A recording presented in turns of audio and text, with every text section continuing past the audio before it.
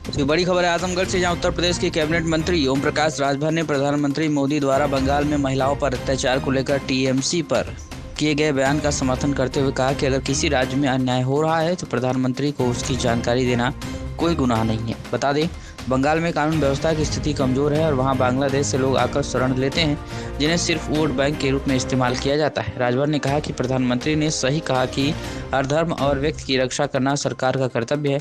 वहीं उन्होंने टीएमसी नेता कुणाल घोष पर तंज कसते हुए कहा कि उन्हें यूपी में आई शांति शायद दिखाई नहीं देती, क्योंकि पहले सपा, बसपा और कांग्रेस के दौर में बड़े पैमाने पर दंगे और कर्फ्यू होते थे, लेकिन अब मोदी योगी की जोड़ी ने उस पर अंकुश लगा दिया है।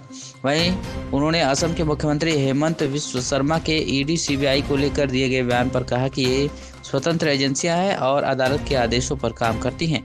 वहीं सांसद निशिकांत दुबे के राष्ट्र भाषा वाले बयान पर उन्होंने गलत बताते हुए राजभर ने कहा कि संविधान ने सभी धर्मों और भाषाओं को अधिकार दिए और ऐसे बयान केवल चर्चा में बने रहने के लिए दिए जाते हैं। अंत में चीन द्वारा आतंकवाद के खिलाफ दिए गए बयान पर उन्होंने कहा कि अच्छी बात है, क्योंकि पूरी दुनिया आज आतंकवाद के खिलाफ एकजुट है और भारत की सर्जिकल स्ट्राइक को वैश्विक सराहना मिली। क्या कुछ कहना उनका आप? पर नरगल बयानबाजी। वहीं पे राज ठाकरे ये भी कह रहे हैं कि मैं भाषा को भी विवाद कोई खड़ा करने नहीं आया हूँ। महाराष्ट्र में आए हैं तो महाराष्ट्र के जो वहाँ की जनता है उनका स्वागत है, और जो बाहर से आके रह रहे हैं अगर वो ज्यादा कुछ करते हैं तो उनकी पिटाई की जाएगी। बाहर के जो उत्तर भारतीय गए हैं महाराष्ट्र में, जिस दिन उत्तर भारतीय छोड़ देंगे ना, उस दिन दाना न मिली खाए के नहने के, यूं चिल्लाते हूँ। सारा काम तो यहीं के लोग जाकर के कल कारखाना चला रहे हैं, मजदूरी कर रहे हैं, मेहनत कर रहे हैं। सारा काम तो यूपी और बिहार के उत्तर भारतीय जाके कर रहे हैं। वो लोग के कौन सहूर रहल है, उन्होंने ज्ञान रहल है। उत्तर प्रदेश के मुख्यमंत्री योगी आदित्यनाथ ने कांवड़ यात्रा के लिए कई तरीके से किया है, और मजदूर वर्ग को लेकर उच्च वर्ग के लिए किया है। इसमें कोई भेदभाव नहीं है, लेकिन ऐसी भी मानसिकता देखने को मिल रही है जहां पर लोग उसको कलंकित कर रहे हैं कि कांवड़ यात्रा निकाली जाए।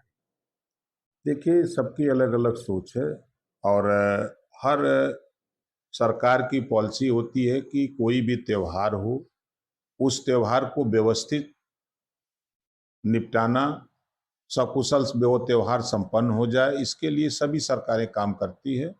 उसी कड़ी में संविधान के दायरे में मुख्यमंत्री योगी आदित्यनाथ जी वही काम कर रहे हैं जो संविधान कहता है। कांवड़ यात्रा को लेकर जो विवाद हो रहा है उसको भी बदनाम किया जा रहा है कि जैसे कहीं भी कुछ हो जा रहा है तो उसको भी लेके ये जो तिल का ताड़ बनाते हैं लोग, ये विरोधी पार्टी के लोग जो है ना, हमेशा ये लोग दंगा की कोशिश में रहते हैं कि विवाद हो, हल्ला हो, दंगा हो, मारपीट हो। दो गोल बने तो एक गोल कम से कम हम लोग उसी को पकड़ें तो वोट कुछ हम लोगों को मिल जाए। तो ये सब वोट के लिए विपक्ष के लोग बयानबाजी करते हैं। छांगुर बाबा के पास एक लाल डायरी मिली है जिसमें राजनेता, पुलिस अधिकारी का नाम भी हुआ है, जो ईडी के धन शोधन का भी नाम हुआ है, जिसमें 106 करोड़ रुपए की अधिक से विदेशी धनराशि प्राप्त हुई है। क्या कहेंगे आप इसके बारे में? देखिए, मैं बार बार कहता हूँ, छांगुर बाबा देश के लिए कैंसर है। ऐसे लोग जो विदेशी फंडिंग करते हैं और विदेशों से ला करके धन उसका भारत में गलत इस्तेमाल करते हैं, तो ये लोग भारत के लिए कैंसर है। इन लोगों को तो आजीवन जेल में ही रहने देने दिया जाए कि जेल से बाहर निकले ना कुछ कर पावा। इनको कथित तौर से धर्मांतर गिरोह का मास्टरमाइंड माना जाता है। 100% सही है। जिस तरह का उन्होंने बलरामपुर में, जिस तरह का उन्होंने माहौल और इतनी बड़ी संस्था बना डाला था, देश के तमाम जगहों पर इन्होंने अपनी संस्था बना डाला था, तो वो अपने काम में लगे रहे और उनको संरक्षण समाजवादी पार्टी कांग्रेस का पहले मिलता रहा। तो अब मिल नहीं रहा है। अब सरकार बदल गई है, सरकार कानून की के दायरे में काम कर रही है, इस नाते लोग परेशान। जिस तरीके से अधिकारियों का और राजनेताओं का मोबाइल नंबर मिला है उनके डायरी में, क्या कहना चाहिए इसके बारे में? अब देखिए, राजनेताओं का मोबाइल और अधिकारियों के मोबाइल नंबर तो हर आदमी रखता है कि सोचता है कि हमारे पास नंबर रहेगा तो हम बात करेंगे उनसे, अपना जरूरत पड़ेगी, कोई काम होगा तो हम करा लेंगे। तो उससे बहुत मतलब नहीं हम समझते हैं। चीन सभी प्रकार के आतंकवादी का कड़ा विरोध कर रहा है, कह रहा है कि आतंकवादी को हम विरोध करेंगे, और इसी प्रकार उन्होंने संयुक्त राज्य अमेरिका के विदेश विभाग द्वारा पाकिस्तान स्थित आतंकवादी समूह को लेकर कई वार्ता भी की है, क्या कहेंगे?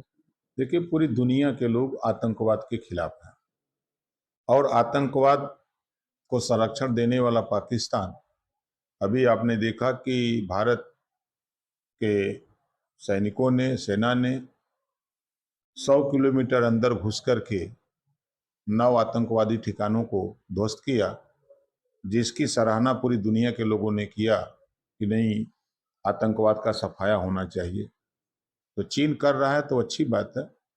जम्मू कश्मीर में हमले के लेके भी उसने जिम्मेदार ठहराया है इस समूह के लोगों को सही कि बताया। आरएफ देखिए, आतंकवादी घटनाएं जो हो रही हैं तो उसको निश्चित है कि उसका विरोध पूरे देश के ही नहीं, पूरी दुनिया के लोग करते हैं। और आतंकवादी अगर घटना कर रहा है तो उसके खिलाफ तो पूरे देश ही नहीं, पूरी दुनिया को इकट्ठा होकर के लड़ना पड़ेगा। जहाँ तक कथित रूप से कहा जाता है कि चीन भारत और पाकिस्तान का साथ देता है, इस तरीके से अब आतंकवादी का रूप दे रहा है, बता रहा है। देखिए, ये देश के प्रधानमंत्री माननीय नरेंद्र मोदी जी के प्रयास का फल है कि आतंकवाद के सफाये के लिए पूरी दुनिया के लोग इकट्ठा हो रहे हैं।